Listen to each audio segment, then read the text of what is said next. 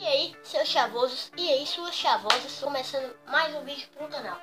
Mano, hoje eu tô aqui no novo quadro do canal, que se chama Kevin Responde. Todo sábado eu vou responder 4 perguntas que vocês vão deixar nos comentários. Eu vou olhar e vou responder. São detalhes, são perguntas, não são desafios, certo?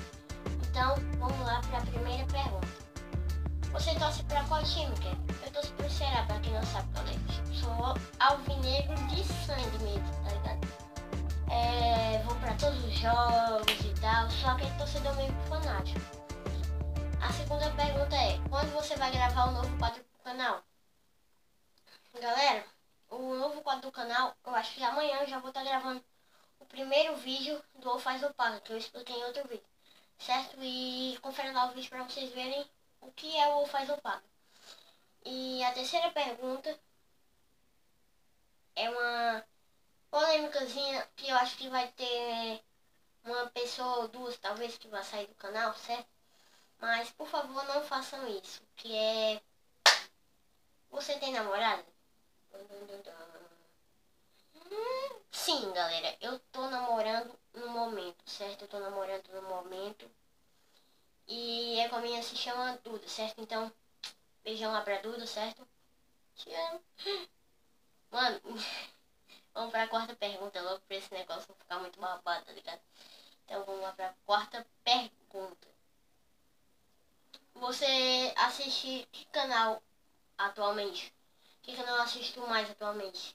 Galera, eu gosto muito, mas muito, dos vlogs do Edu Coffee e tipo dos minigames que ele posta, essas coisas, entende? Porque pra mim ele é um youtuber completo e eu tento seguir os vlogs dele, eu aprendo cada vez mais com o cara, então, mano, obrigado por ter existido. Porque tipo, ele é chave, vocês estão ligados, né? Eu também vou citar outro que foi o primeiro canal que eu assisti no YouTube, talvez.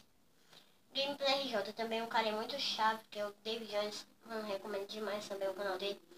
Galera, eu comprei 2 livros, certo? Os dois da Saraiva. E eu quero recomendar muito. É o Eu Fico Louco 2, do Christian Figueiredo. E o Minha Vida Antes do Invento na Hora, que é do Lucas Zeira. Porra, moto, para. Parece que quando eu vou gravar, essas motos aí do inferno aparecem sem escape e fazendo zoar essas bosta aí.